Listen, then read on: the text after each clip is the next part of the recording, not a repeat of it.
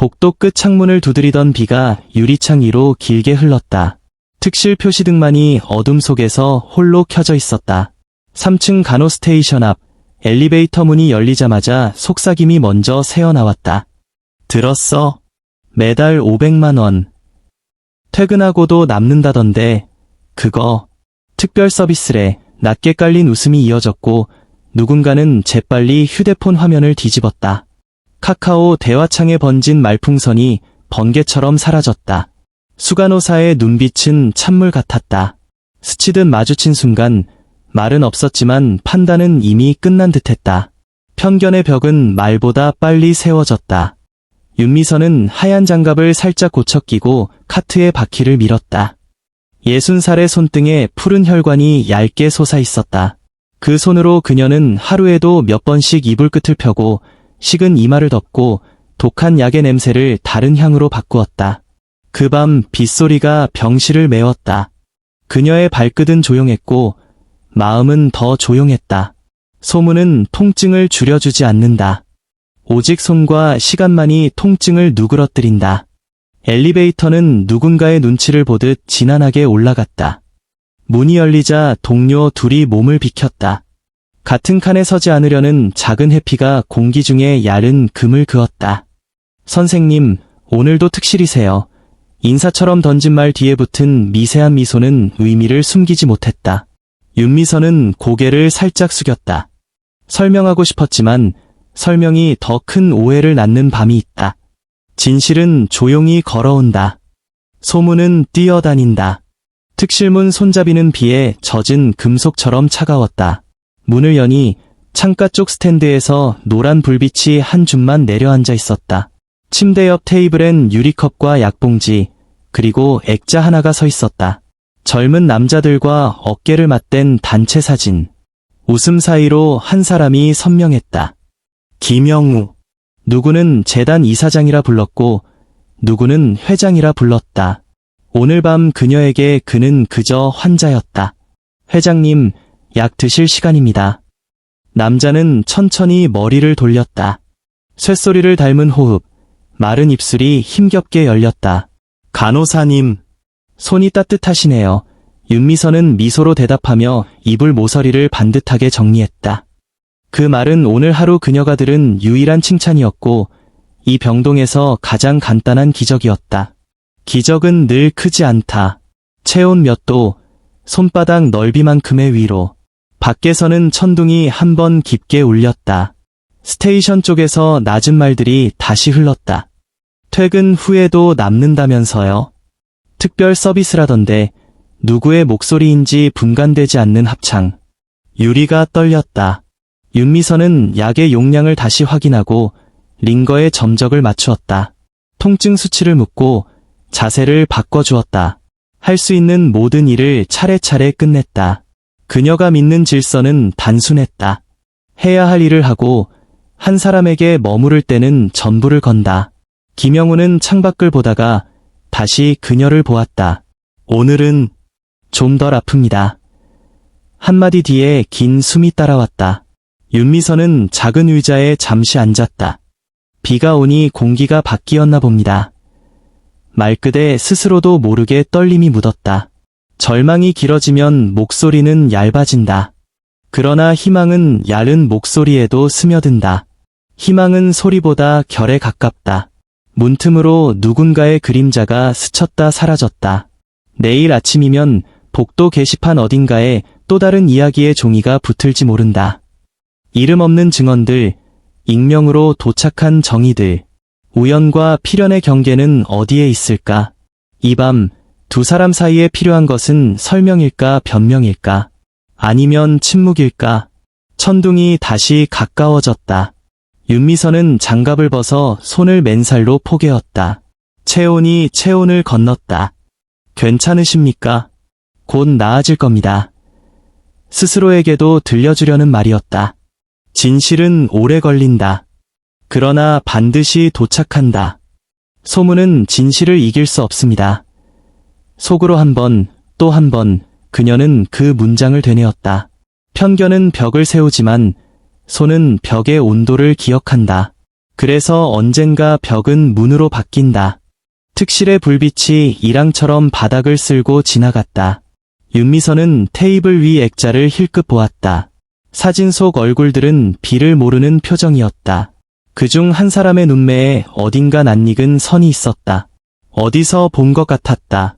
그러나 지금은 중요하지 않았다. 지금 중요한 것은 통증을 3에서 2로, 2에서 1로 낮추는 일, 숨을 덜 가쁘게 만드는 일, 밤을 건너게 하는 일.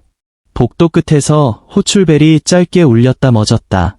수간호사의 굽소리가 천천히, 그러나 확실히 가까워졌다. 언젠가 누군가는 물을 것이다. 왜 그렇게 오래 머물렀냐고. 그때 그녀는 뭐라고 대답해야 할까? 은혜는 어떻게 시간을 건널까? 아직 아무도 모른다. 다만 그녀는 안다. 한 사람을 지키는 일은 때로 한 시대를 지키는 일과 닿아 있다는 것을. 비는 여전히 내렸다. 그 소리는 오래된 상처를 씻어내는 물처럼 들렸다. 비에 씻긴 상처는 아프지만 덜 외롭다. 윤미선은 자리에서 일어나 커튼을 반쯤 걷었다. 창밖의 검은 유리 위로 병실의 노란 불빛이 얇게 겹쳐졌다. 그 순간 침묵이 무너졌다.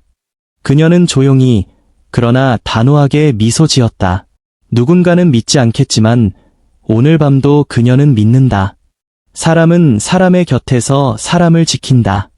그것이 이곳에서 유일하게 확실한 진실이었다.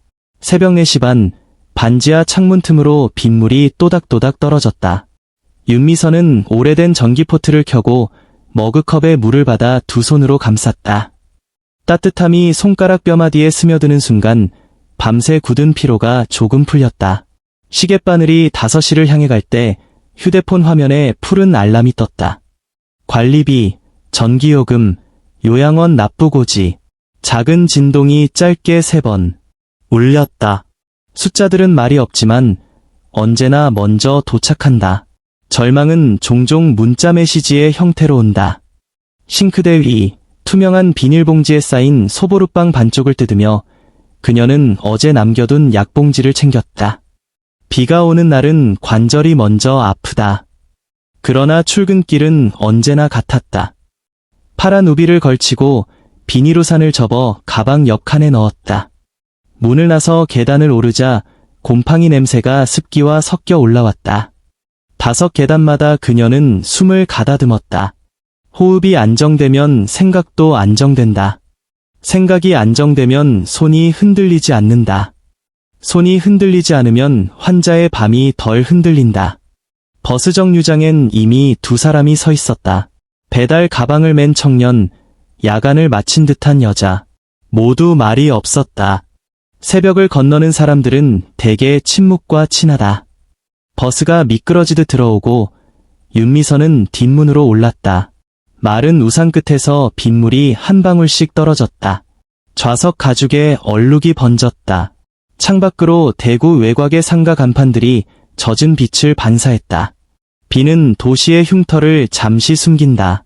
그러나 냄새는 숨기지 못한다. 저녁과 새벽 사이에만 나는 냄새, 피로, 튀김기름, 표백제, 그리고 약간의 절망. 병원에 도착하면 먼저 신발끈을 다시 묶는다. 발이 하루를 지탱한다. 스테이션 불을 켜면 흰빛이 한꺼번에 퍼진다. 체크리스트를 펼치고 펜을 꾹 눌러 첫 줄을 긋는다. 밤새 통증 호소 환자, 링거 교체, 약 재고 확인. 이름 옆에 적힌 숫자와 짧은 메모들이 사람들의 밤을 설명했다. 설명은 가끔 눈물보다 정확하다. 10년 전 이곳에 처음 들어왔을 때 윤미선은 환자 이름보다 병명에 먼저 익숙해졌다. 치매, 파킨슨, 말기암, 다발성 신경병증. 사람의 병은 이름보다 빨리 외워졌다. 그러나 어느 해, 어느 밤, 첫 환자가 그녀의 손을 잡고 말했다. 간호사님, 손이 따뜻하시네요. 그 한 문장이 오래 머물렀다. 그날 이후 그녀는 장갑을 끼기 전 잠시 손을 비볐다. 체온을 올리기 위해서라기보다 마음을 준비하기 위해. 손을 준비하는 일은 마음을 준비하는 일과 같았다. 그녀의 어머니는 도시 외곽 행복 요양원에 있었다. 5해 전 진단을 받았고 2해 전부터는 이름을 잊었다. 이름이 사라지는 것은 생을 조금씩 반납하는 일과 비슷했다. 그러나 손만은 잊지 않았다. 딸의 손이 닿으면 어머니의 손가락은 미세하게 반응했다. 마치 멀리서 들려오는 북소리에 맞춰 춤추듯. 어느 오후엔 어머니가 갑자기 입술을 떼고 옛 이야기를 꺼냈다. 어린 시절 눈 덮인 산골, 도망치던 사람들, 그리고 밤을 가르던 총성. 3번 아주 또렷하게. 그 이야기는 종종 꿈결처럼 이어졌다가 흐려졌고 다시 비 오는 밤이면 선명해졌다. 3발의 총성이 남긴 메아리는 세대를 건너도 사라지지 않았다. 준노의 사진은 지편관 맞은편 벽에 걸려 있었다. 흰 가운, 어설픈 넥타이 매듭, 그러나 눈빛만큼은 또렷했다. 작년 그가 의사면허를 받던 날 윤미선은 오래된 폴더폰으로 사진을 찍다가 배터리가 꺼졌다. 그날 이후로 그녀는 중고로 나온 스마트폰을 하나 장만했다. 화면이 크고 문자 읽기가 쉬웠다. 아이에게 미안하단 말은 늘 채팅창에서 지워졌다. 대신 밥 꼭 챙겨 먹어라. 야간이면 커피 말고 물, 손 따뜻하게 하고 자라. 그렇게 보냈다. 어머니의 말은 늘 생활로 번역되었다. 그날 아침 스테이션 문을 열자 수간호사가 목록을 건넸다. 목소리는 건조했다. 윤 선생님, 오늘부터 3층 특실. 김영우 회장님 담당이세요. 까다로운 분이니 정성껏 모셔요. 정성이라는 단어는 병원에서 자주 쓰였지만 가장 빨리 닳는 단어이기도 했다. 윤미선은 고개를 끄덕였다. 까다로움은 대체로 통증과 불안을 닮아 있었다. 통증은 성격을 바꾼다. 불안은 목소리를 바꾼다. 그러나 둘 다 손의 속도를 이기지 못한다. 특실문 앞에서 그녀는 장갑을 꼈다 벗었다. 벗은 손으로 먼저 문을 두드리고 들었다.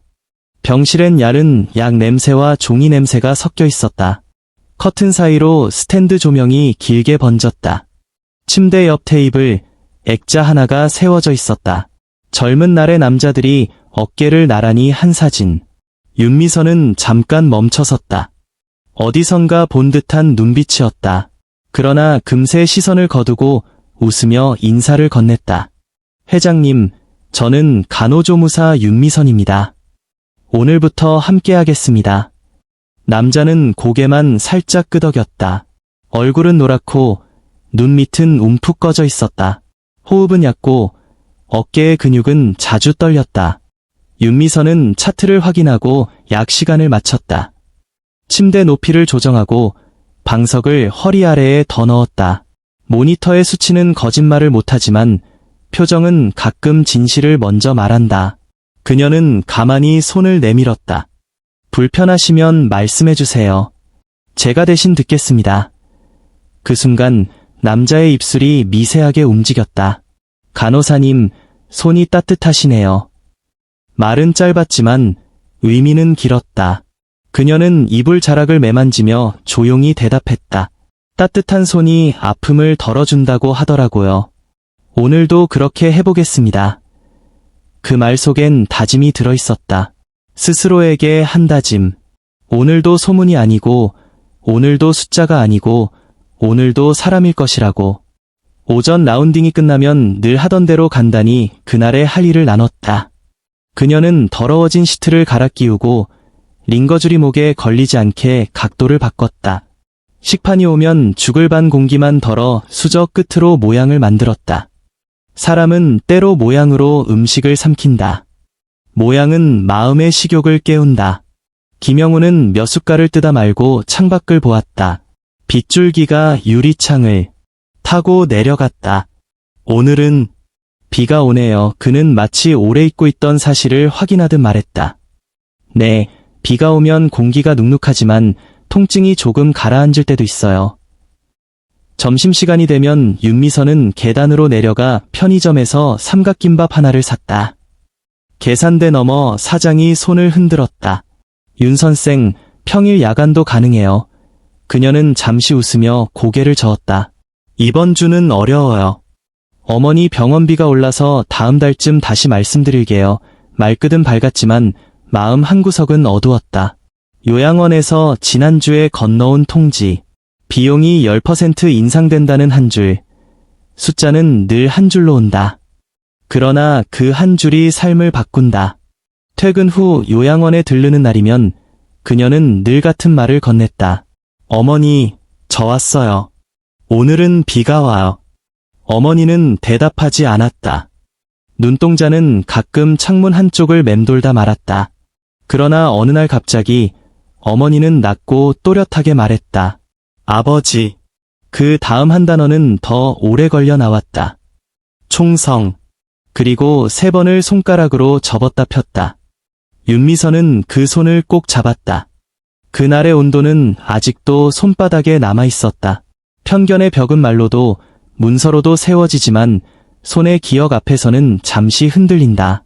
다시 병원으로 돌아오면 저녁 라운딩이 시작된다. 특실 압복도는 늘 조용했지만 조용함에도 결이 있었다.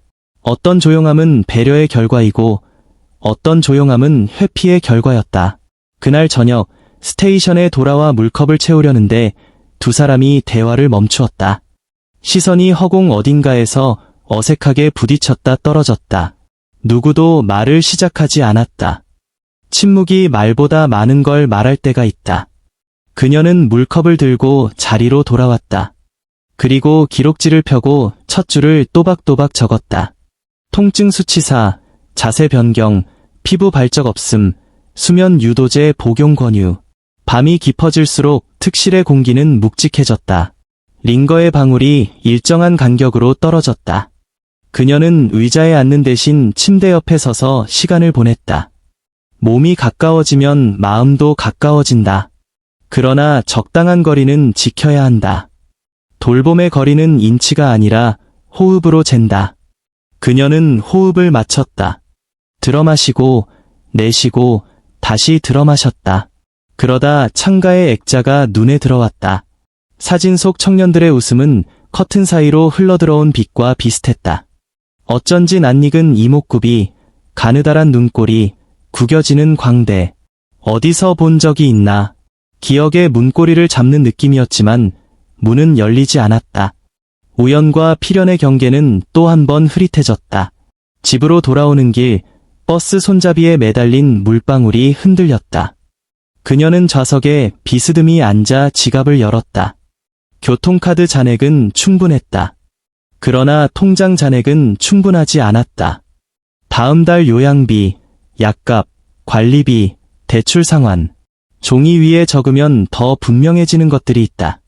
분명해질수록 더 무거워지는 것들도 있다. 그녀는 눈을 감았다. 수면은 깊지 않았지만 꿈은 선명했다. 눈 덮인 산골, 숨죽인 사람들, 그리고 멀리서 들려오는 새 발의 소리. 깨어나면 꿈은 사라지지만 소리는 종종 남는다. 남은 소리는 다음 날의 마음을 결정한다. 다음 날 아침 수간호사는 그녀를 불렀다. 윤 선생, 회장님 오늘 검사 있습니다. 준비 철저히 해주세요. 목소리 끝이 약간 딱딱했다. 윤미선은 고개를 끄덕였다. 검사는 사람을 긴장하게 만든다. 긴장은 때로 오해를 불러온다. 그녀는 모든 것을 점검했다. 약 시간, 금식 여부, 휠체어 상태, 담요의 두께, 병실 온도. 작은 것들이 진실을 말한다. 작은 것은 큰 것을 지탱한다. 큰 것은 작은 것에서 무너진다. 검사실 앞복도에서 기다리는 동안 김영우는 눈을 감았다. 속눈썹이 젖어 있었다. 윤미선은 가만히 물었다. 춥지 않으십니까? 그는 고개를 저었다. 괜찮습니다. 그리고 말을 이었다. 간호사님, 혹시 가족이... 문장이 끝나기 전에 검사실 문이 열렸다. 순서가 왔다. 그녀는 더 묻지 않았다. 간혹 질문은 상대를 지치게 한다.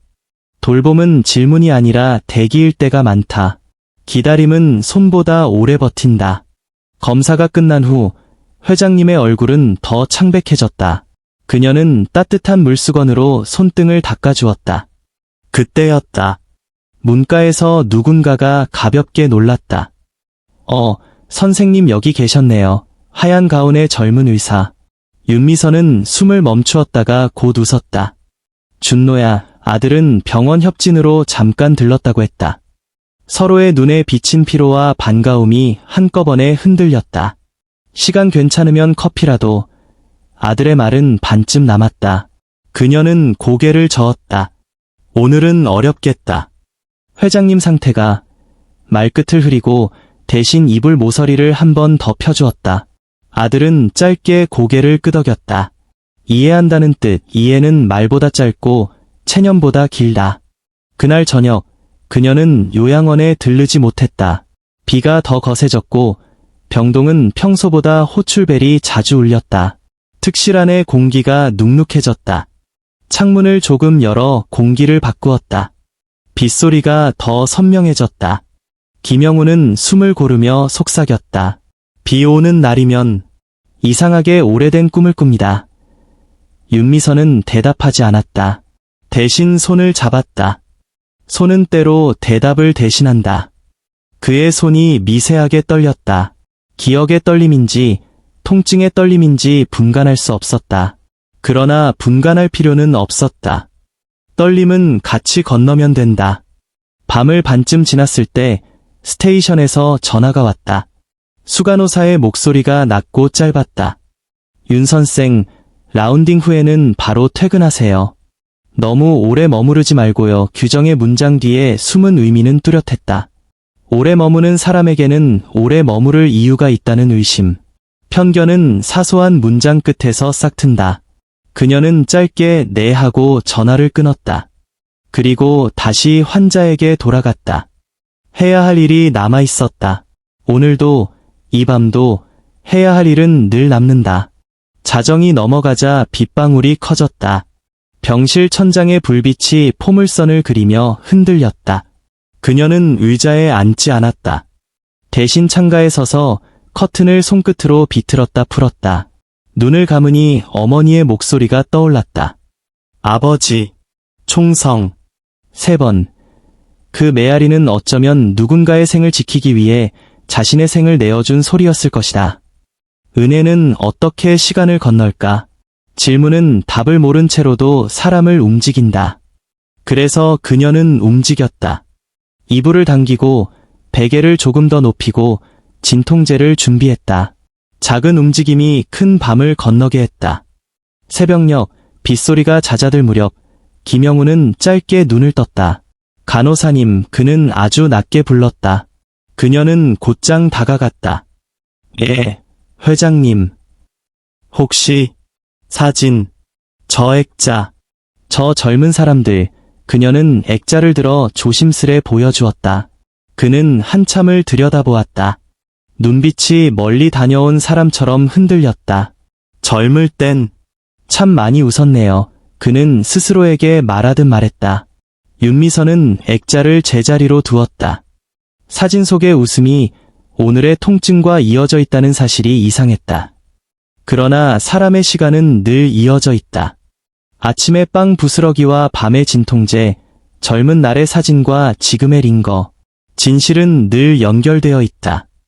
다만 우리가 늦게 발견할 뿐이다. 첫 기상 방송이 건물 천장을 타고 흘렀다.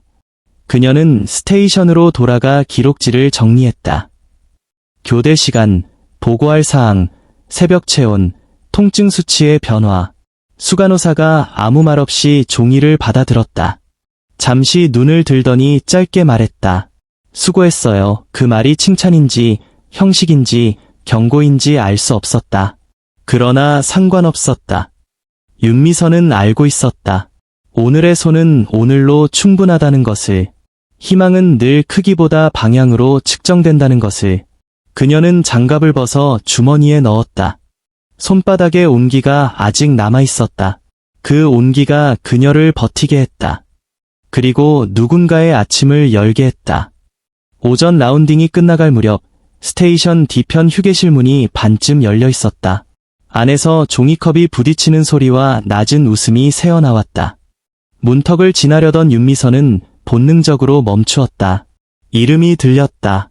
아주 작은 속삭임이었지만 자신을 가리키는 각도는 정확했다. 보너스가 따로 있대. 매달 500. 그게 뭐라더라. 특별한 말끝은 의도적으로 흐려졌다. 누군가가 헛기침을 했다. 문틈으로 그림자 2개가 겹쳤다가 떼어졌다. 그녀는 등을 펴고 카트를 밀었다. 손잡이의 고무가 손바닥에 눅눅하게 와 닿았다. 비는 그쳤지만 공기는 여전히 젖어 있었다. 복도에서 마주친 동료가 짧게 인사했다. 수고하세요. 그 말은 예전과 똑같았지만 눈이 달라졌다. 눈빛은 말보다 먼저 마음을 배달한다. 그녀는 고개를 숙여 답했다. 네, 고생하세요. 그리고 특실로 향했다. 문손잡이가 반짝였다. 안에서는 모니터의 푸른 불빛이 숨을 쉬듯 전멸했다. 회장님, 물 한 모금 하시겠습니다. 그녀가 컵을 들어 올리자 남자는 천천히 고개를 끄덕였다. 컵 가장자리가 마른 입술을 스쳤다. 삼키는 소리가 아주 작게 났다. 감사합니다. 한 음절 한 음절이 오래 걸려 입 밖으로 나왔다. 그녀는 이불 모서리를 다시 접었다. 손등의 핏줄이 뚜렷해졌다. 그 순간 문이 가볍게 두드려졌다. 수간호사의 얼굴이 틈새로 비쳤다. 윤 선생, 짧고 건조한 호명. 라운딩 후에 잠깐 봅시다. 필요한 설명은 없었다. 설명은 때로 권력의 특권처럼 쓰인다. 문이 닫히고 소리가 끊겼다. 모니터의 전멸만이 다시 방을 채웠다. 윤미선은 미소를 정리하고 환자에게 속삭였다. 곧 돌아오겠습니다. 호출벨 누르시면 바로 올게요. 그녀는 장갑을 벗어 주머니에 넣었다. 맨손의 온기가 더 빨리 전해진다. 스테이션에 들어서자 수간호사는 문을 닫았다. 유리창 너머로 병동이 흐릿하게 비쳤다. 윤 선생, 규정 아시죠? 책상이 인쇄된 지침서가 손가락 아래에서 반짝였다. 근무시간 외 특정 환자에게 과도한 시간을 할애하는 것 삼가야 합니다. 말끝이 평평했고 눈빛은 더 평평했다. 윤미선은 조용히 고개를 끄덕였다. 네, 알고 있습니다. 다만 통증이 심한 밤에는 말이 끝나기도 전에 수간호사가 끼어들었다. 다른 환자도 심합니다. 모두가 심해요. 공평해야죠. 공평이라는 단어가 유리처럼 차갑게 떨어졌다. 잠시 침묵이 있었다. 유리창에 비친 자신의 얼굴이 낯설었다. 그때 휴대폰이 떨렸다. 메시지 알림. 요양원 납부 안내. 그녀는 화면을 보지 않았다. 대신 말했다. 알겠습니다. 필요한 범위 내에서 하겠습니다. 회의실을 나오는 길, 엘리베이터가 열렸다. 안에는 2명의 간호사가 서 있었다. 그녀가 타려 하자 둘은 동시에 미세하게 몸을 옆으로 틀었다. 먼저 타세요. 말은 친절했지만 발끝이 진실을 말했다. 그녀는 계단을 택했다. 숨이 약간 가빴다. 난간을 잡은 손이 땀에 젖었다. 편견은 벽이 아니라 기압 같았다. 낮고 무겁고 보이지 않게 사람을 눌렀다. 오후 처치를 위해 다시 특실로 들어가니 김영우는 창밖만 보고 있었다. 구름 사이로 해가 잠깐 비쳤다. 회장님, 통증 지수가 조금 올라갔습니다. 자세를 바꿔드릴게요. 그녀는 베개를 허리 아래에 더 밀어넣고 링거 속도를 미세하게 조절했다. 남자가 숨을 들이켰다. 간호사님, 그녀는 고개를 들었다. 네, 혹시 소문이라는 것 괜찮습니까? 윤미선은 잠깐 멈췄다가 아주 작게 웃었다. 괜찮습니다. 소문은 진실을 이길 수 없습니다. 말은 단호했지만 목소리 어딘가에 야른 금이 갔다. 그는 더 묻지 않았다. 대신 손을 내밀었다. 그녀는 그 손을 잡았다. 체온이 손바닥을 통해 천천히 이동했다. 희망은 가끔 이런 식으로 건너갔다.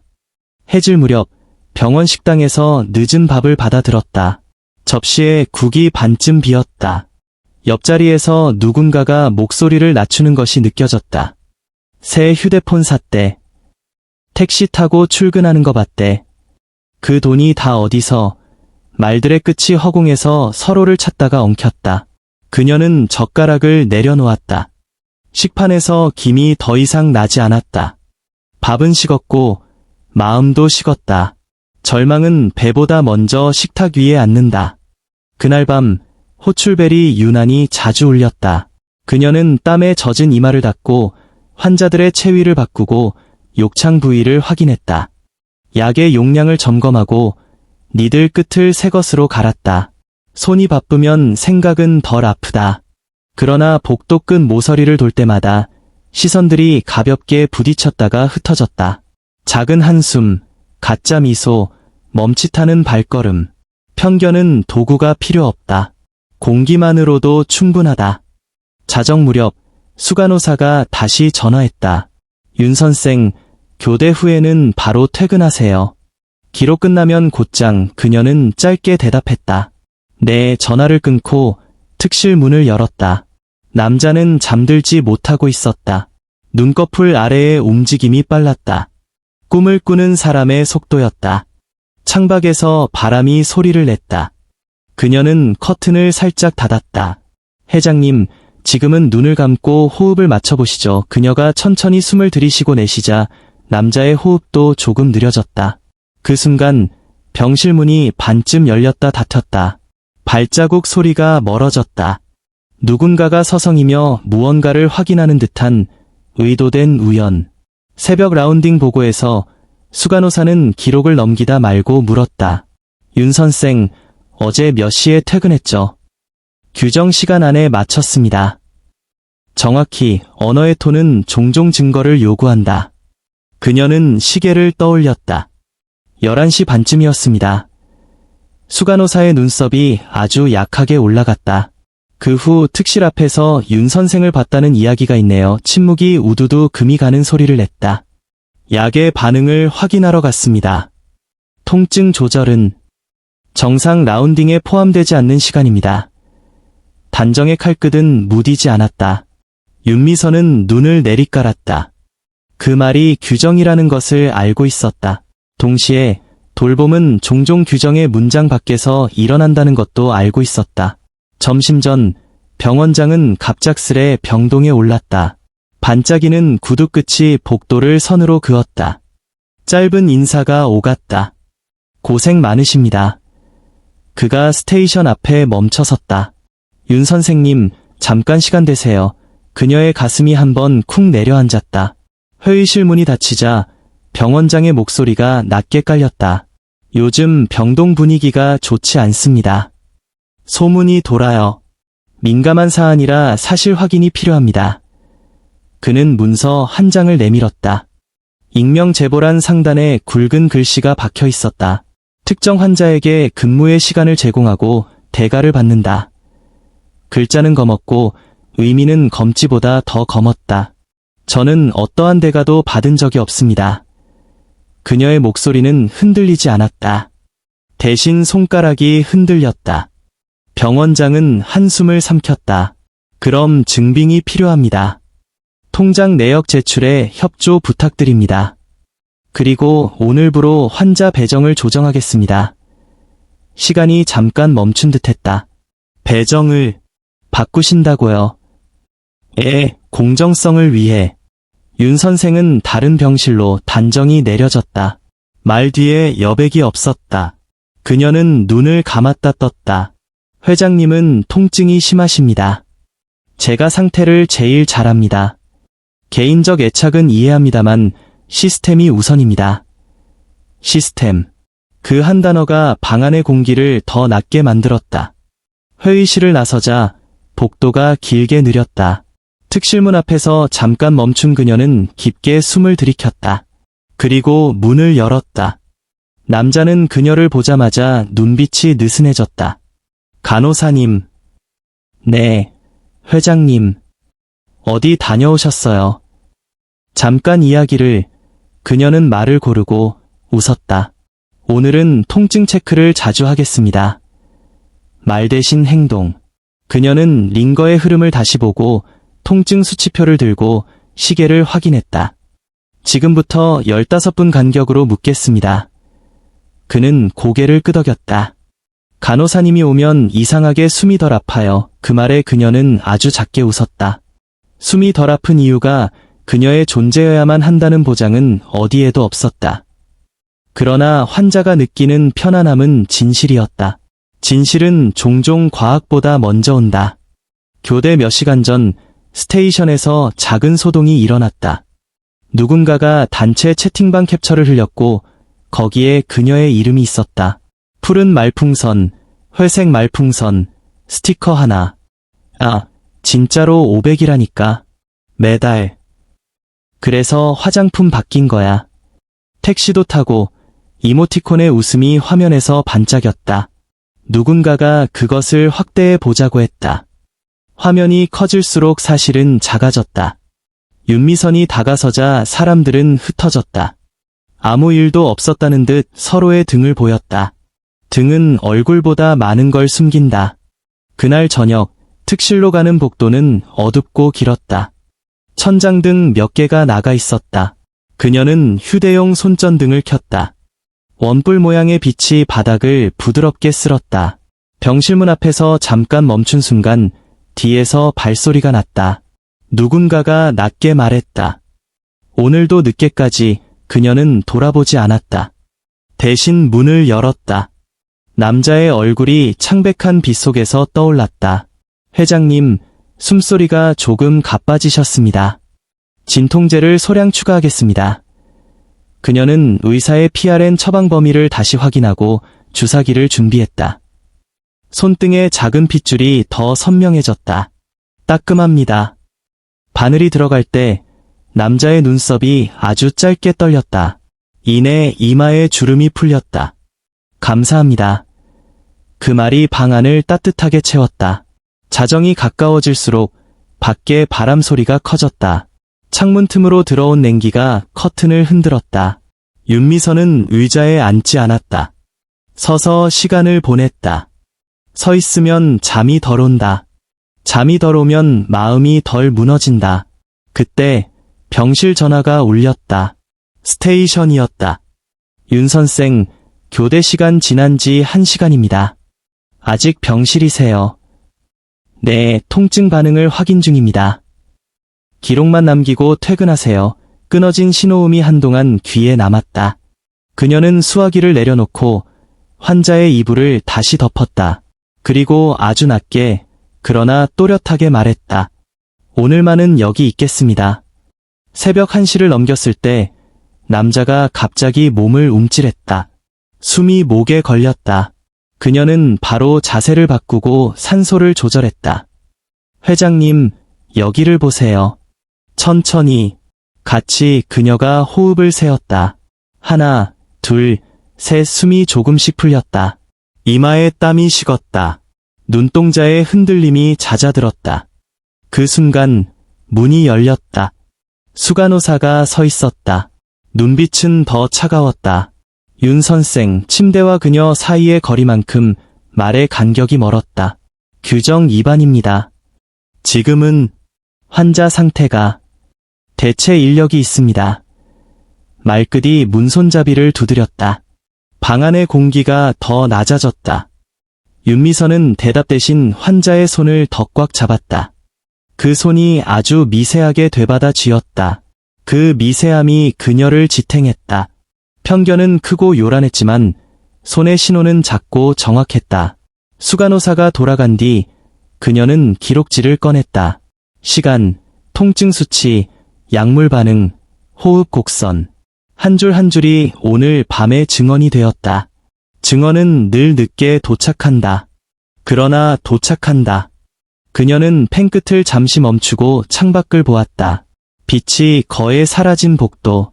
멀리서 청소 카트의 바퀴 소리가 낡은 타일 위를 스쳤다. 세상은 늘 누군가의 밤 근무 위에서 돌아간다. 누구의 희생은 기록되고 누구의 희생은 기록되지 않는다. 그러나 희생은 방향을 남긴다. 그 방향이 언젠가 기적이라 불리기도 한다. 새벽 2시 반, 교대 간호사가 들어왔다. 낯빛이 선명했다. 제가 맡겠습니다. 목소리는 정중했지만 눈은 무심했다. 그녀는 살짝 고개를 끄덕이며 물러섰다. 문턱을 넘다 말고 뒤돌아보았다. 남자는 눈을 감았지만 입가에 아주 얕은 근육이 떨렸다. 마치 안심이 한 올 지나가는 듯했다. 그녀는 가슴 속으로 한 번 더 되뇌었다. 진실은 결국 드러납니다. 그리고 조용히 문을 닫았다. 복도에 나서자 휴게실 쪽에서 웃음이 터졌다 멎었다. 누군가가 말끝을 길게 끌었다. 그래도 500이면 문이 닫히는 소리가 그 뒤를 덮었다. 그녀는 아무 말도 하지 않았다. 대신 계단을 내려갔다. 발치에서 바람이 올라왔다. 몸이 서늘해졌다. 손바닥을 문질러 온기를 다시 만들었다. 온기는 다시 만들어지는 성질의 것이었다. 희망도 그랬다. 퇴근 도장은 찍었지만 그녀는 집으로 곧장 가지 않았다. 버스 정류장을 지나 병원 담벼락을 돌아 요양원으로 향하는 첫 차 시간을 확인했다. 시계의 초침이 원을 그렸다. 아직 어둠이었다. 그녀는 벤치에 앉아 눈을 감았다. 어머니의 얼굴이 떠올랐다. 빈 초점, 그러나 어느 날 문득 또렷해질 수 있는 그 눈. 사람의 기억은 바다와 닮아서 깊은 곳에서 갑자기 파도가 올라온다. 우연일까? 필연일까? 우연과 필연의 경계는 어디에 있을까? 누구는 소문을 믿고 누구는 손을 믿는다. 그녀는 손을 믿기로 했다. 해가 뜨기 전 다시 병원으로 돌아왔다.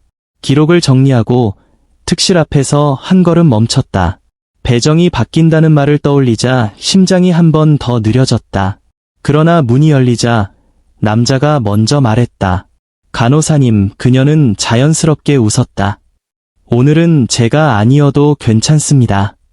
그래도 잠깐 인사드리러 왔습니다. 남자는 숨을 고르며 말했다. 어젯밤 고마웠습니다. 그녀는 고개를 저었다. 아닙니다. 그 짧은 대답 안에는 밤의 모든 길이가 들어있었다. 교대 시간이 다가오자 수간호사가 배정표를 들고 나타났다. 오늘부로 윤 선생은 이 병실에서 빠집니다. 종이 위에 낯선 이름이 적혀 있었다. 순간 방 안의 공기가 흔들렸다.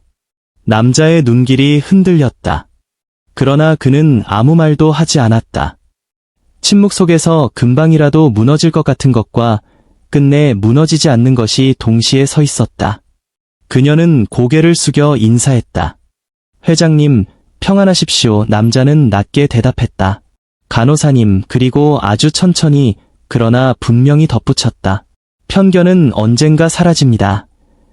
그 한 줄이 그녀의 등을 받쳤다. 복도를 나오자 창가에 비친 자신의 그림자가 길었다. 비는 멎었고 바닥에 물자국이 얼룩으로 남았다. 얼룩은 금방 마르겠지만 말들은 오래 남을 것이다. 그래도 괜찮았다. 그녀는 알고 있었다. 진실은 느려도 방향을 잃지 않는다. 그리고 방향을 잃지 않는 것들은 언젠가 도착한다. 오늘은 절망이 더 가까웠지만 내일은 희망이 한 걸음 더 가까울지도 모른다. 마음속에서 작은 불꽃이 깜빡였다. 타오르지는 않았지만 꺼지지도 않았다. 그 불꽃의 이름은 아마도 믿음일 것이다. 믿음은 증거를 기다리지 않는다. 믿음은 손을 먼저 내민다. 오후 늦게 병동문이 자동으로 열리며 바깥 공기가 한 번 흔들렸다. 그 틈으로 흰 가운이 들어왔다. 준노였다. 협진 병원 학교에 들렀다가 잠깐 시간이 났다고 했다. 눈 밑에 푸른 그늘이 있었지만 웃을 때만큼은 여전히 소년 같았다. 어머니, 그 한마디에 그녀의 어깨가 조금 내려앉았다. 잠깐만. 회장님 상태부터 보고 윤미선은 특실 문을 열었다. 방 안은 조용했고 스탠드 빛이 창틀을 얇게 적셨다. 회장님, 잠시 괜찮으시면 제 아들을 소개해도 될까요? 의사로 일합니다. 김영우는 고개를 들었다. 어서 오게. 준노가 침대 곁으로 다가섰다. 얘의 바른 허리각도, 조심스러운 시선. 처음 뵙겠습니다. 침묵이 한 번 이마를 스쳤다. 그때 준노의 시선이 테이블 위 액자에서 멈췄다. 젊은 남자들이 어깨를 나란히 한 단체 사진. 가운데 환한 미소의 청년. 액자 가장자리가 그의 손끝에서 아주 살짝 떨렸다. 잠깐만요. 이 사진, 혹시 목소리가 깊어졌다. 혹시 새희망 장학재단 사진입니까? 김영우의 눈매가 부드럽게 휘었다. 오래된 사진이지. 왜 묻나 준노는 숨을 고르고 또렷하게 말했다. 저는 그 재단의 장학생이었습니다. 방 안의 공기가 달라졌다. 윤미선은 놀라서 아들을 보았다. 정말이니? 준노는 고개를 끄덕였다. 네, 의대 마지막 등록금을 못 낼 상황이었는데 그 장학금으로 버텼어요. 그래서 제가 여기에 있습니다.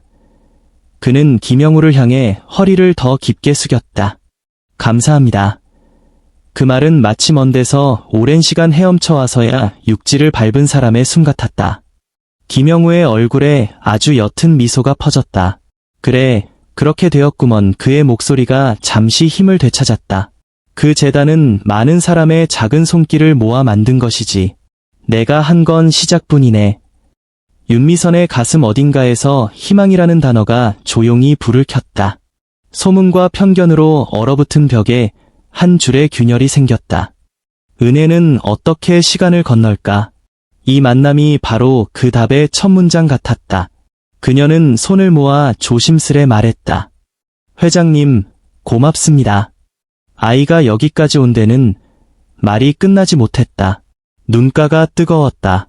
김영우는 고개를 저으며 속삭였다. 고맙긴. 사람이 사람에게 겨우 한 번 내미는 손이지. 스테이션에서 호출이 울렸다. 윤미선은 양해를 구하고 나갔다. 남은 두 사람은 조용히 이야기를 이어갔다. 준노가 물었다. 왜 재단을 만드셨습니까? 김영우는 창밖을 보았다. 오래전 누군가가 우리 가족에게 내민 손이 있었네. 그 손이 내 생을 바꿨지. 그때 빚을 아직 다 갚지 못했네. 그는 말을 더 잇지 않았다. 빚이라는 단어가 방 안에 오래 남았다. 그는 그 빚의 이름을 아직 말하지 않았다. 그러나 빚의 무게는 선명했다. 잠시 후 윤미선이 돌아왔다. 세 사람은 차분히 몇 마디를 더 나눴다. 병실 밖에서는 바람이 유리창을 스쳤다. 비가 다시 오려는 기색이었다. 준노는 시계를 보고 자리에서 일어났다. 이따가 또 들르겠습니다. 문을 닫는 순간 스테이션 쪽에서 누군가가 낮게 중얼거렸다. 아들이라더니 의사였네. 말끝에 붙은 묘한 뉘앙스. 축복과 의심이 얇은 막 하나를 사이에 두고 섞였다. 저녁 무렵 병원장은 다시 연락을 했다. 내일 윤 선생 인사팀 면담 있습니다. 쟁쟁 울리는 벨소리 뒤로 규정과 절차가 길게 따라왔다. 통장 내역, 교대 기록, 병실 체류 시간. 시스템은 증빙을 요구했다. 증빙은 사람의 호흡과는 다른 박자를 가졌다. 그녀는 집으로 돌아가 서랍을 열었다. 통장, 카드, 버스 영수증. 손끝이 종이 위를 더듬었다. 이 작은 종이들이 오늘 밤 그녀를 지켜줄 수 있을까? 그날 밤 비가 본격적으로 내렸다. 병원 유리창을 두드리던 소리가 단단해졌다. 바람이 휘파람을 불었다. 특실의 공기는 더 눅눅해졌다. 김영우는 저녁 약을 삼키며 낮게 말했다. 비가 오면 꿈을 꿉니다. 윤미선은 부드럽게 물었다. 어떤 꿈이십니까? 그는 한동안 대답하지 않았다. 눈을 가늘게 감았다 뜨며 먼 곳을 보는 사람처럼. 아주 오래된 겨울, 산길, 그리고 세 번의 소리, 세 발의 총성. 그 음절들이 방 안에서 둥글게 울렸다. 그녀의 심장이 한번 움찔했다. 어머니의 손끝이 떠올랐다. 접었다 폈던 손가락. 아버지, 총성, 세 번 우연과 필연의 경계는 어디에 있을까? 같은 소리가 서로의 삶을 지나가고 있었을까? 그날 새벽, 호출벨이 겹쳐 울렸다. 다른 병실의 통증 조절, 욕창 드레싱, 산소 포화도 알람. 그녀는 병실과 병실 사이를 달렸다. 스테이션에서 인수인계가 꼬였고 수간호사의 어조는 더 차갑게 내려앉았다. 윤 선생, 할당 구역만 관리하세요.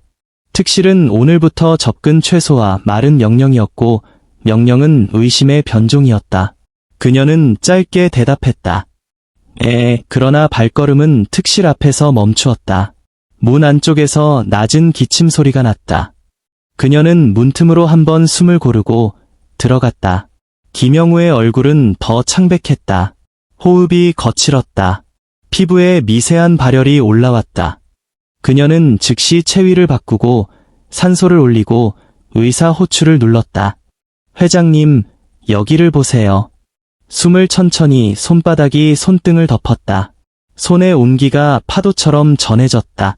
바깥에서 천둥이 크게 울렸다. 그 순간 전화가 울렸다. 인사팀이었다. 윤미선 선생님, 내일 오전 9시 면담입니다. 지각시 불이익이 있을 수 있습니다. 비가 전화선 위를 타고 흐르는 듯한 목소리. 그녀는 응답 대신 환자의 이마를 닦았다. 내일의 불이익보다 오늘의 호흡이 더 급했다. 의사가 도착해 약을 조정하는 사이 준노가 다시 문을 열었다. 퇴근길에 들렀다고 했다. 상황을 보자마자 그의 표정이 굳었다. 어머니, 제가 곁에 있어도 되겠습니까? 방문객은 제한적이니 조용히, 그녀는 눈빛으로 말했다. 그는 침대 끝에 조심스레 섰다. 회장님, 혹시 어지러우십니까? 괜찮네. 김영우는 숨을 길게 내뱉었다. 눈을 떴다가 감았다. 자네, 이름이 뭐라고 했나? 준노입니다. 그래, 준노. 김영우는 그 이름을 몇 번이고 되뇌었다. 마치 오래 잃어버린 단어를 혀에 익히는 사람처럼. 한 차례 위기가 지나가자 방 안은 잠시 고요해졌다. 바깥 빗소리가 다시 배경이 되었다. 준노가 어머니를 향해 낮게 속삭였다. 어머니, 아까 말씀, 정말 그 재단이 맞아요. 윤미선은 고개를 끄덕였다. 회장님이 만드신 재단이래. 준노의 목소리가 조금 떨렸다. 그럼 내가 받은 돈은? 어머니, 이 인연은 뭐죠? 그는 갑자기 액자를 다시 집어들었다. 사진 속 청년의 웃음, 옆 사람의 손, 풍경의 빛. 이 사진 학부 시절 도서관 게시판에서 본 적 있어요. 재단 홍보자료에 쓰였던 사진이었어요. 그때는 그냥 스쳐봤는데 지금 보니 이상하게 나칭네요. 그는 사진 뒤를 살폈다. 뒷면에 흐릿한 글씨가 있었다. 비의 날, 세 사람, 날짜가 적혀 있었다. 오래전 겨울, 비가 아닌 눈이 내렸을지도 모른다. 어딘가 어긋난 기억이 서로에게 맞춰지는 소리. 퍼즐 조각이 끼워질 때 나는 아주 작은 딱 하는 소리. 그 소리가 방 안에 들렸는지 누구도 몰랐다. 밤이 더 내려앉자 병동은 탐침 같은 침묵을 가졌다. 인사팀에서 다시 메시지가 왔다. 준비 서류 목록, 통장 사본, 교대 기록, 접근 로그. 그녀는 숨을 길게 내쉬었다. 준비해야 할 것들이 늘었다. 그러나 당장 준비해야 할 것은 딱 하나였다. 환자의 밤. 그녀는 PRN 처방 범위 내에서 진통제를 추가했고 링거의 속도를 다시 미세하게 조정했다. 손등의 핏줄이 더 진해졌다. 손이 일하면 마음이 버틴다. 그때 바람이 갑자기 창을 강하게 쳤다. 유리가 우두둑 떨렸다. 김영우의 눈꺼풀이 파르르 떨렸다. 꿈이 찾아온 속도였다. 그는 낮고 빠르게 중얼거렸다. 이놈들, 이쪽으로. 숨이 더 거칠어졌다. 도망가요. 빨리. 윤미선은 재빨리 접근해 어깨를 잡고 낮게 말했다.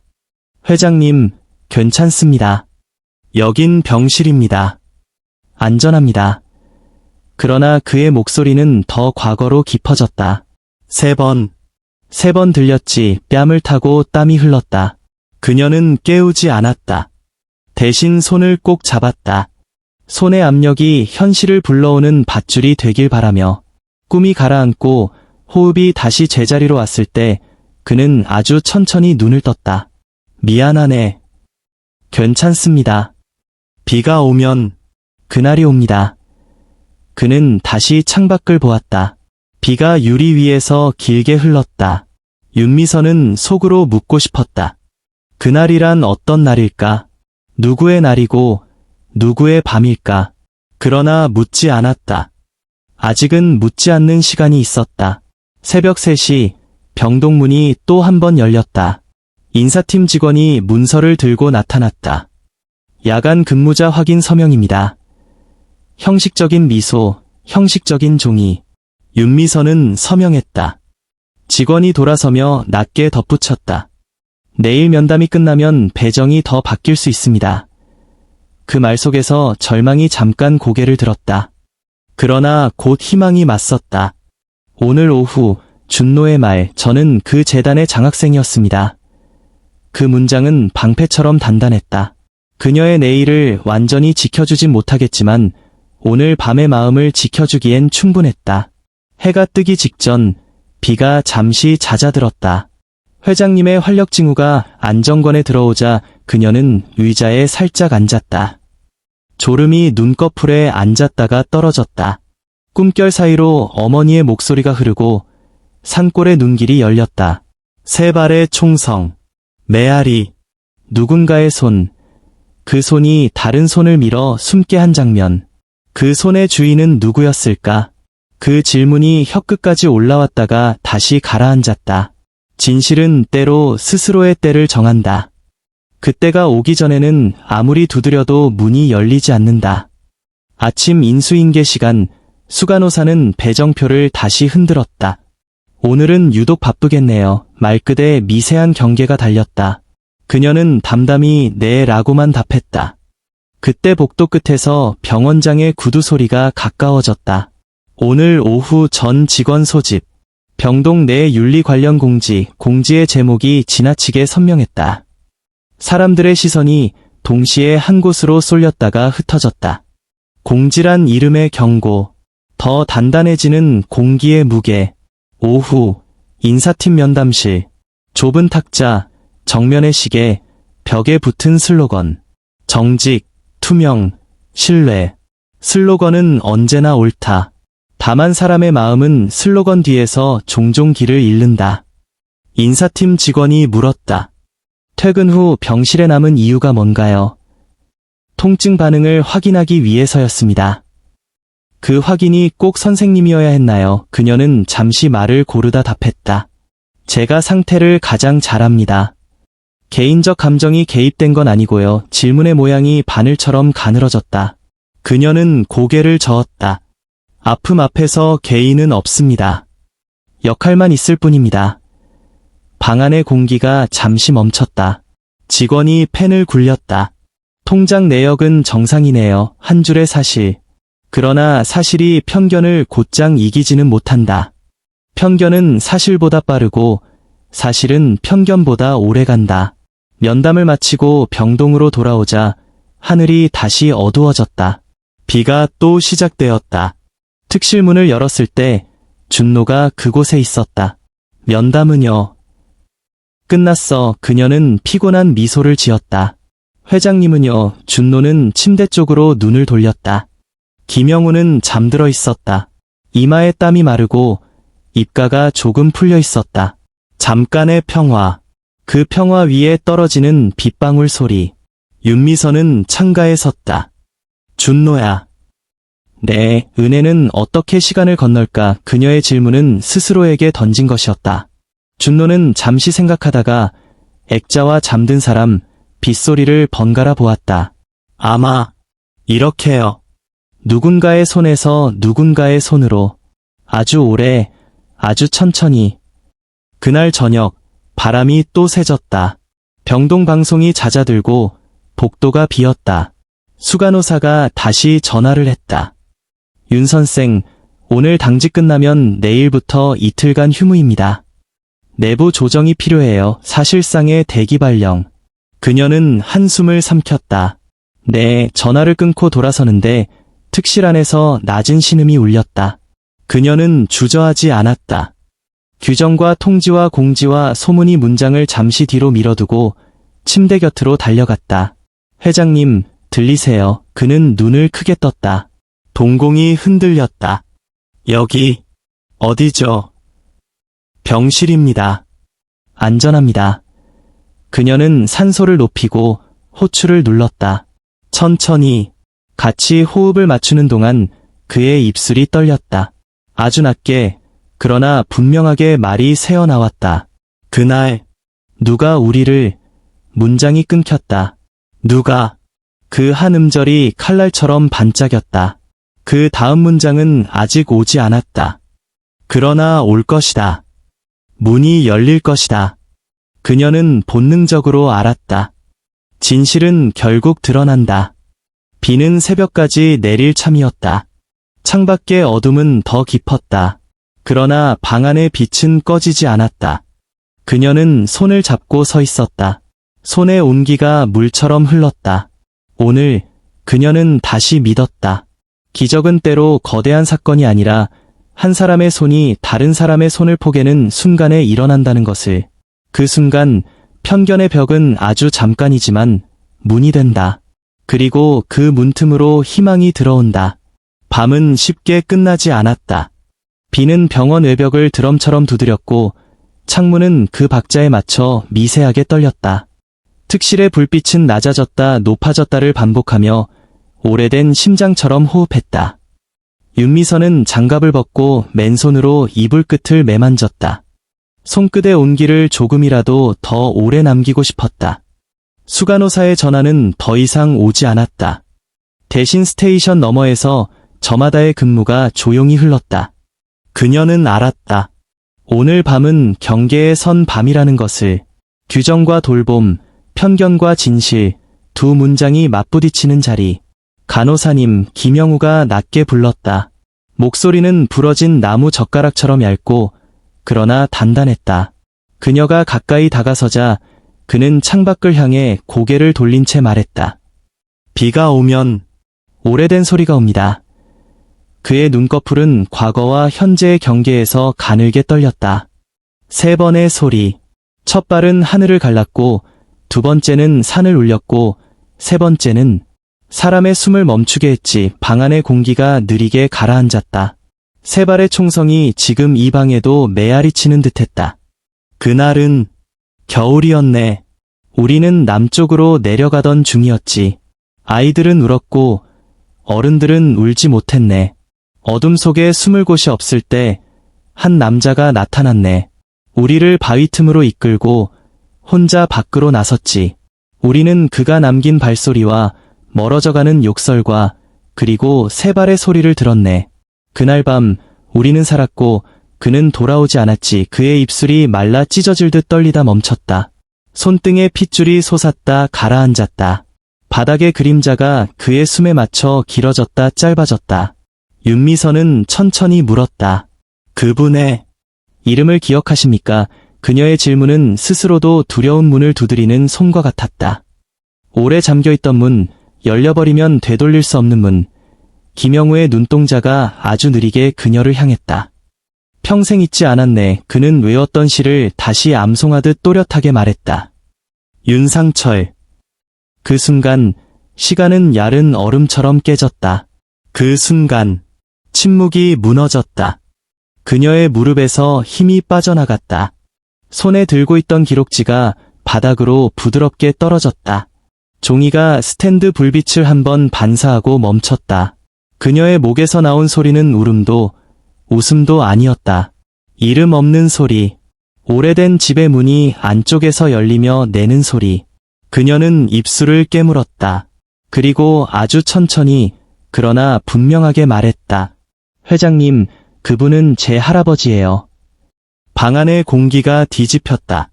바람이 창문을 치는 소리가 잠시 멎은 것처럼 느껴졌다. 김영우는 놀란 아이처럼 눈을 크게 떴다.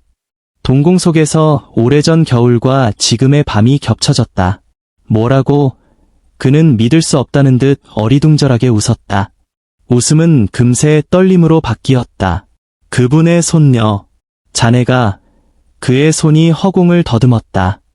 윤미선은 앞으로 한 걸음 나아가 그 손을 붙잡았다. 손과 손이 만나는 순간 비에 씻긴 상처처럼 뜨거운 것이 차갑게 식고 차가운 것이 따뜻하게 변했다. 어머니가 늘 말씀하셨어요. 할아버지는 다른 사람들을 위해 자신을 내어주신 분이라고. 이름을 잊지 말라고. 윤상철. 두 사람은 말을 잃었다. 그 대신 호흡이 말을 했다. 그녀의 손에서 전해지는 맥박은 조용히 그러나 분명히 대답하고 있었다. 우연과 필연의 경계는 어디에 있을까? 혹시 애초부터 경계란 없었던 건 아닐까?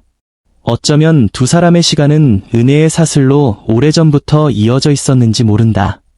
소문과 의심, 절망과 고단함 따위가 그 사슬을 한 번도 끊지 못한 채 자네의 어머니는 김영우가 물었다.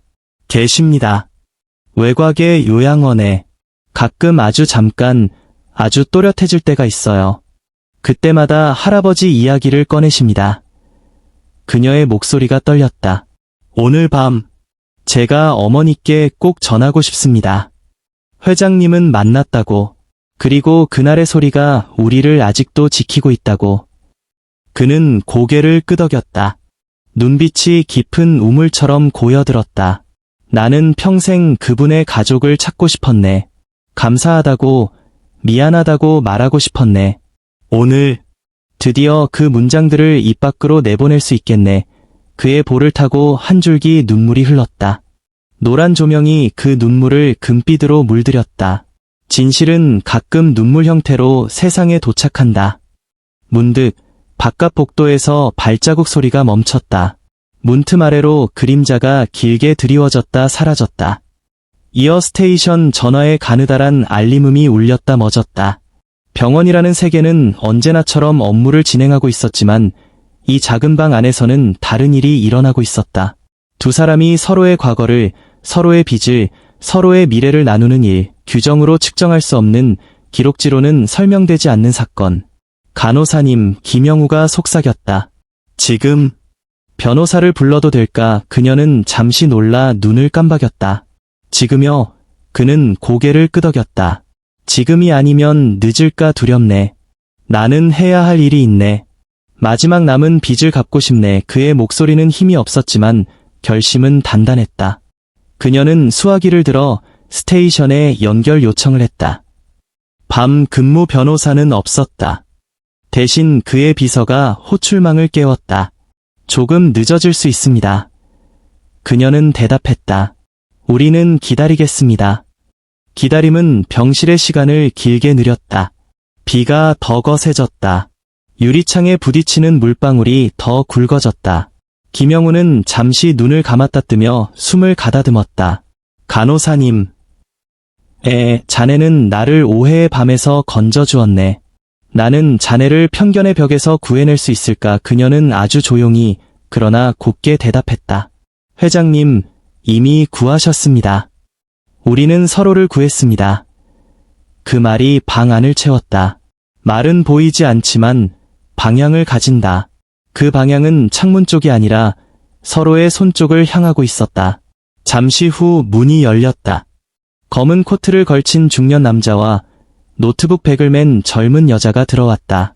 변호사와 재단 실무자였다. 시계는 새벽을 조금 넘긴 시각을 가리켰다. 그들의 얼굴에 놀람과 긴박함이 겹쳤다.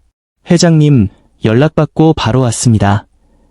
김영우는 그들을 보며 미소를 지었다. 고맙네. 오늘, 아니, 지금부터 중요한 이야기를 하세. 테이블이 환자 침상 옆으로 옮겨지고 공증용 서류가 펼쳐졌다. 펜이 준비되었다. 젊은 실무자가 화면을 켰다. 김영우는 숨을 골랐다. 그리고 천천히, 그러나 분명하게 말했다. 나는 윤상철이라는 이름을 평생 마음에 새기고 살아왔네. 그분이 우리 가족을 살렸고, 오늘 나는 그분의 손녀를 만났네. 인연을 기다리다 보면 언젠가 기적이 되는 순간이 있네. 오늘이 그렇네. 변호사가 고개를 끄덕였다. 회장님, 유언장 수정과 신규 재단 설립 조항, 그리고 지정 기부 약정서. 차례로 보시겠습니다. 줄줄이 문서가 그의 앞에 놓였다. 김영우는 떨리는 손으로 펜을 들었다. 첫 페이지의 제목이 조용히 흔들렸다. 그는 또렷하게 읽었다. 재단의 명칭은 윤상철 재단, 그리고 천천히 고개를 들었다. 윤미선을 바라보았다.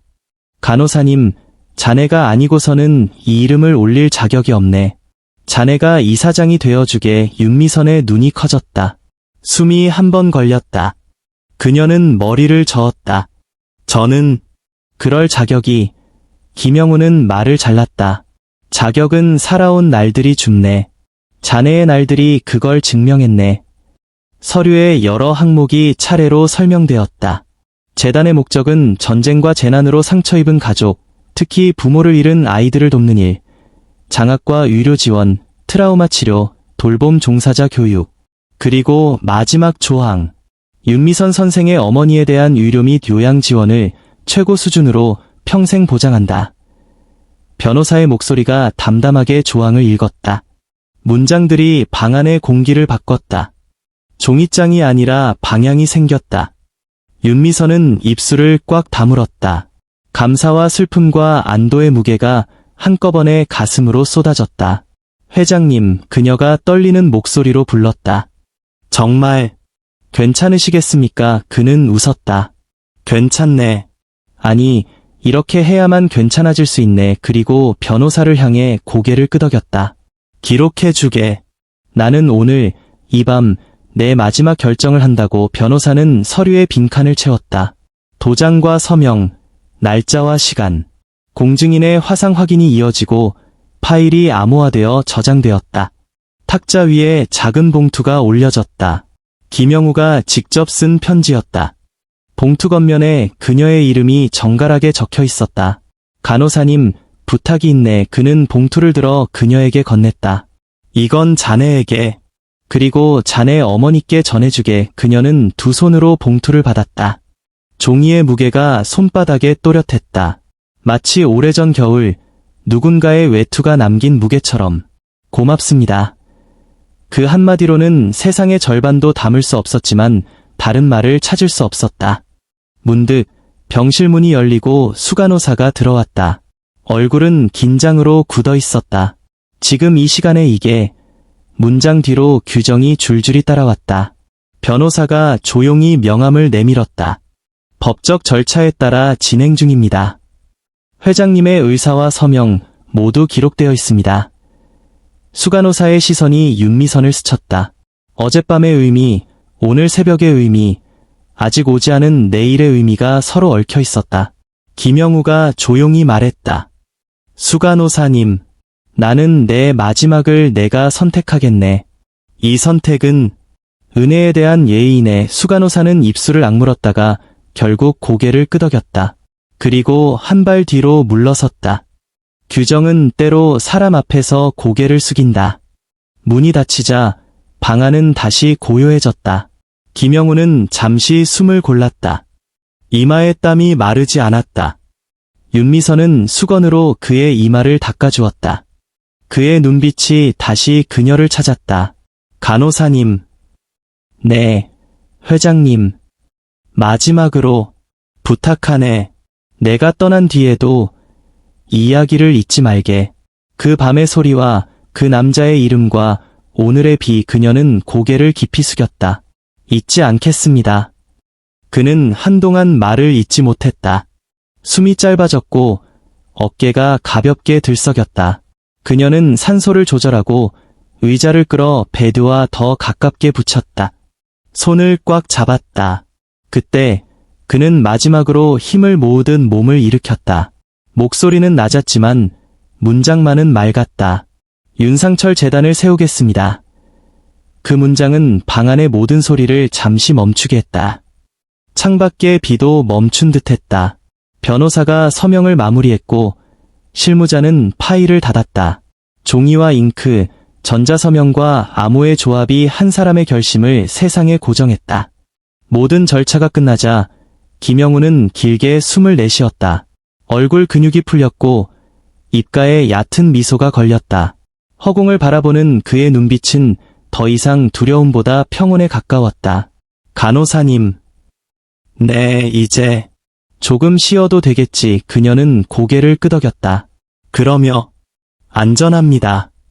저는 여기 있습니다. 그는 고개를 아주 천천히 끄덕였다. 손에 힘이 조금 빠졌다. 그의 숨이 파도처럼 잔잔해졌다. 파도가 모래 위에 마지막 무늬를 남기듯 그의 밤도 마지막 무늬를 그리고 있었다. 그때 문밖에서 누군가가 낮게 물었다.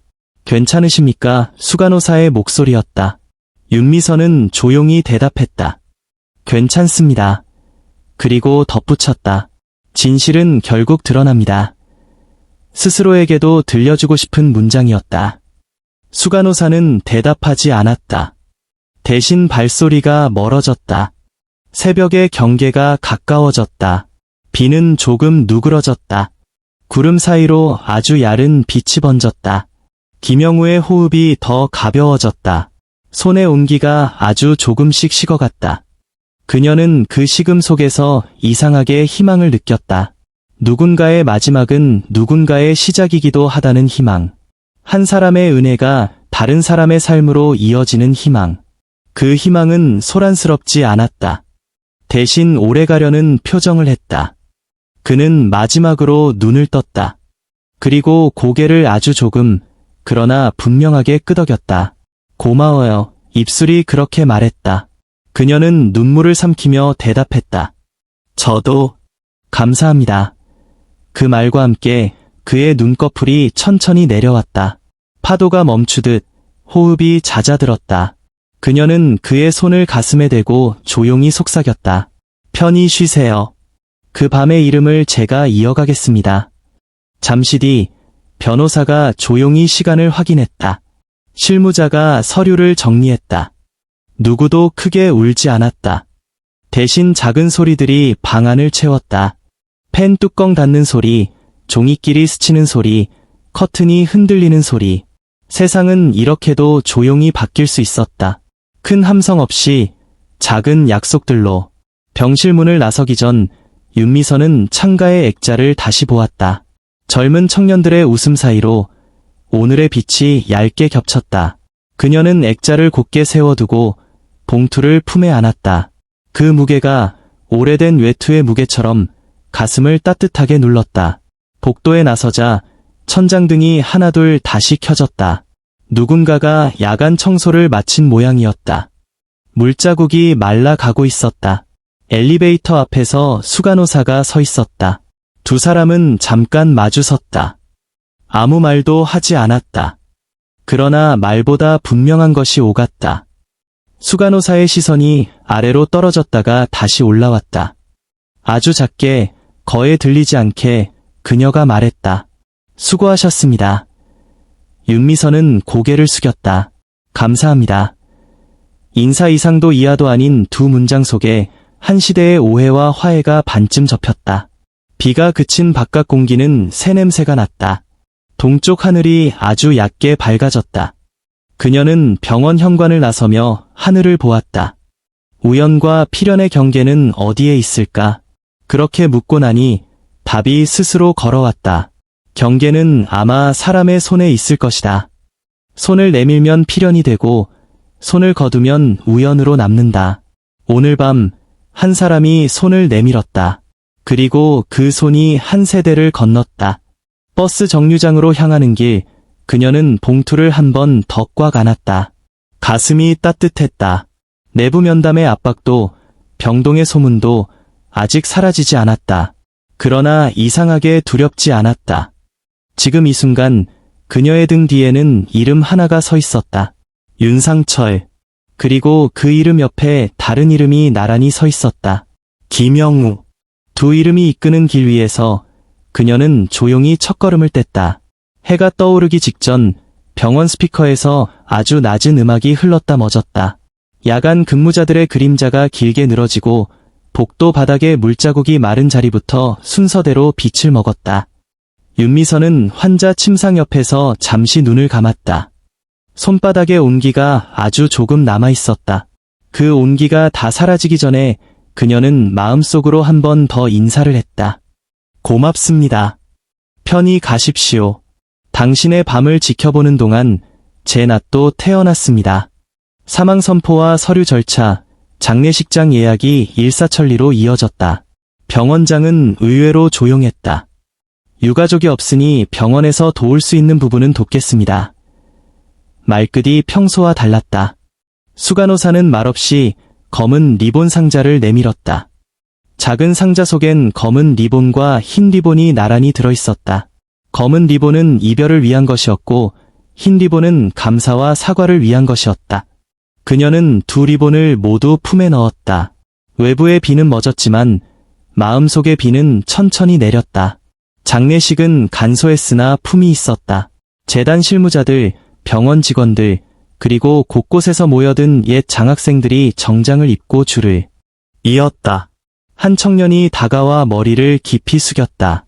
저도 그 재단 덕분에 학교를 마쳤습니다. 이젠 의사가 되어 주말마다 무료 진료를 나갑니다. 또 다른 여성이 떨리는 목소리로 말했다. 저는 간호사예요. 간호사가 될 수 있었던 것도 그때 장학금 덕분이었어요. 그들의 말이 조문 대신 방명록에 눌러 써졌다. 한 사람의 삶이 남긴 물결이 다른 삶들의 호흡으로 이어졌다. 영정사진 옆엔 작은 액자가 놓였다. 젊은 날의 웃음이 담긴 바로 그 사진. 사진 아래 하얀 카드를 올려두었다. 윤상철. 단 3글자였다. 누구에게 설명하지 않아도 되는 이름, 어느 방에서도 문을 열어주는 이름. 조문객들 중 몇몇은 카드를 읽고 고개를 갸웃했다. 그러나 대부분은 그 이름 앞에서 잠시 멈추었다. 삶이 건넌 다리의 이름을 듣는 듯한 표정이었다. 조문을 마치고 빈 회의실에 혼자 남자 변호사가 다가왔다. 편지 읽으셨습니까? 그녀는 고개를 저었다. 아직요. 봉투는 여전히 그녀의 품 안에 있었다. 회색 오후 빛이 천장을 비스듬히 가르고 있었다. 그녀는 봉투의 입을 조심스럽게 열었다. 종이가 바스락 소리를 내며 세상으로 나왔다. 글씨는 또렷하고 담담했다. 손목이 아팠을 텐데도 한 획 한 획이 단정했다. 간호사님, 당신의 따뜻한 손이 제 마지막 날들을 붙들어 주었습니다.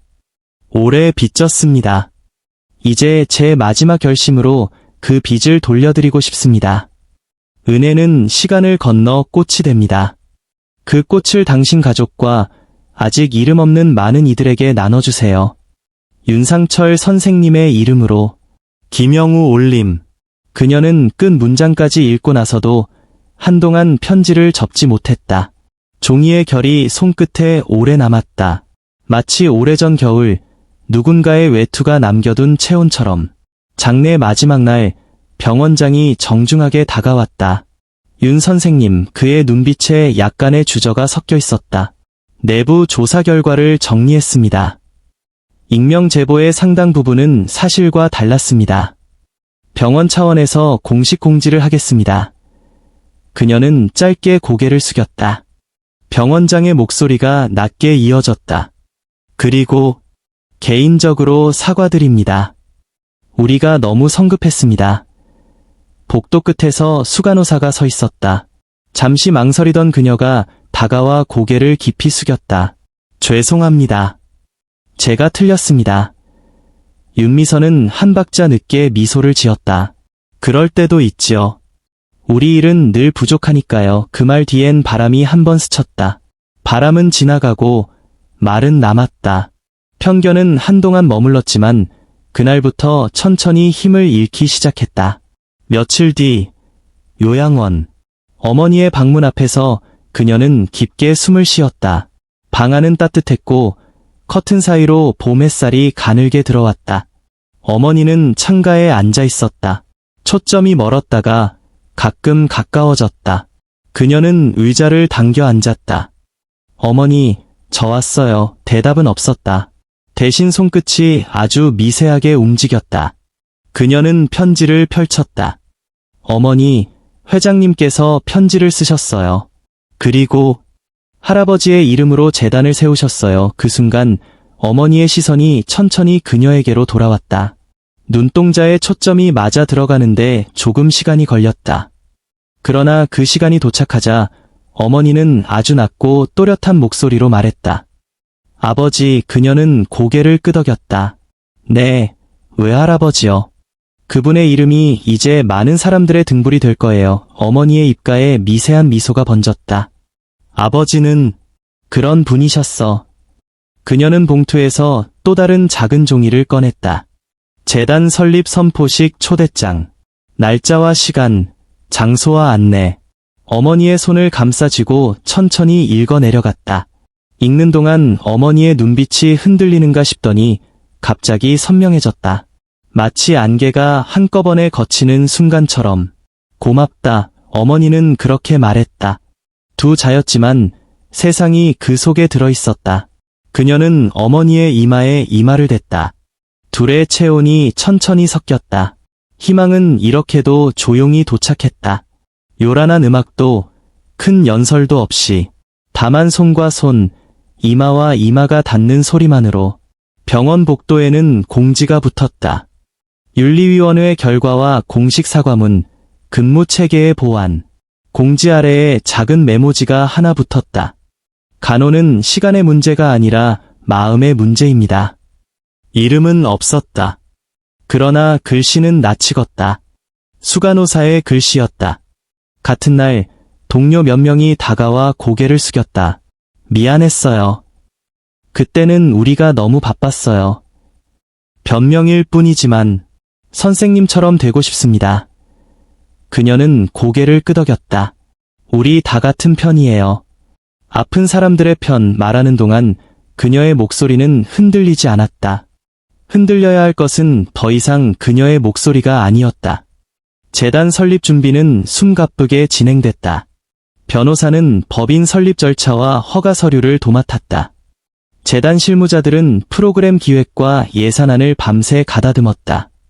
윤미선은 낮에는 병원 일을 마무리하고 밤에는 회의에 참여했다.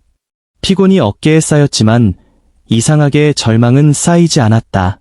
이유는 간단했다. 방향이 생겼기 때문이다. 방향이 있는 피고는 무너지지 않는다. 방향이 없는 심보다 낫다. 개관식 전날 그녀는 로비 가운데 세워질 두 점의 그림을 보러 갔다. 유명 화가가 가족의 기억과 기록을 모아 그린 초상.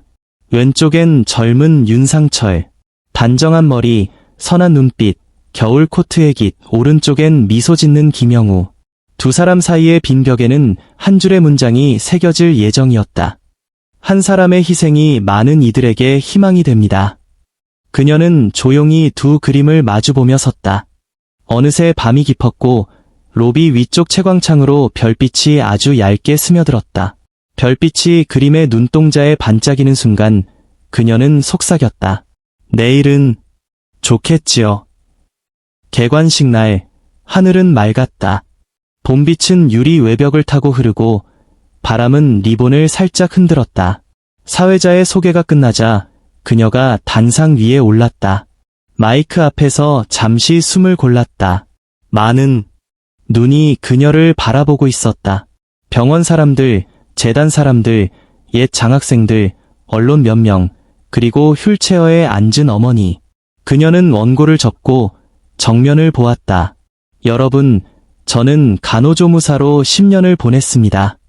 환자의 손을 잡는 일로 하루를 시작해 환자의 손을 놓지 않는 일로 하루를 마쳤습니다. 그 사이에 많은 소문이 있었습니다. 때로는 편견이 저를 흔들었습니다. 하지만 저는 오늘 이 자리에서 말할 수 있습니다. 소문은 진실을 이길 수 없습니다. 은혜는 시간을 건너옵니다. 그리고 어느 날 한 방에 모여 서로의 이름을 불러줍니다. 사람들이 조용히 숨을 골랐다. 그녀는 말을 이었다. 오늘 우리는 한 이름을 새깁니다. 윤상철. 그 이름은 겨울의 어둠 속에서 다른 이들의 밤을 비추었습니다. 또 다른 이름도 새깁니다. 김영우. 그 이름은 그 빛을 받아 다시 사람들에게 나누었습니다. 두 이름 사이에 우리는 다리를 놓습니다. 그 다리를 통해 아이들이 학교로 가고 아픈 이들이 치료를 받고 돌봄 노동자들이 존중을 배우게 하겠습니다. 이것이 재단의 일이고 우리의 약속입니다. 박수는 길지 않았지만 깊었다.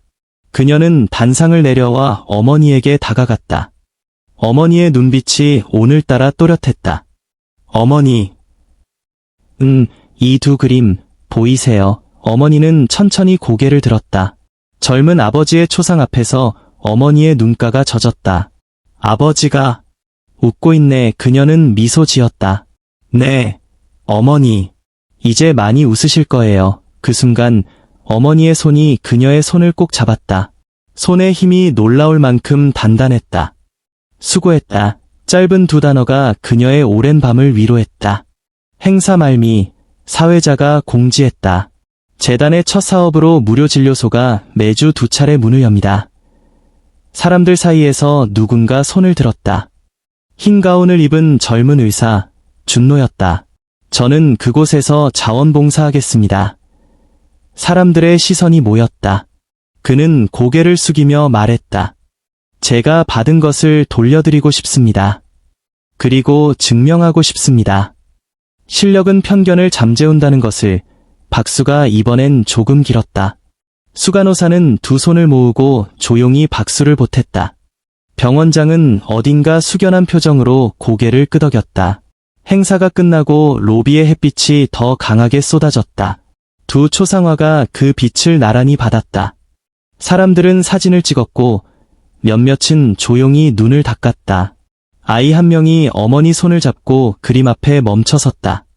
엄마, 저 아저씨 누구야? 어머니가 대답했다. 우리에게 길을 건네주신 분들이야.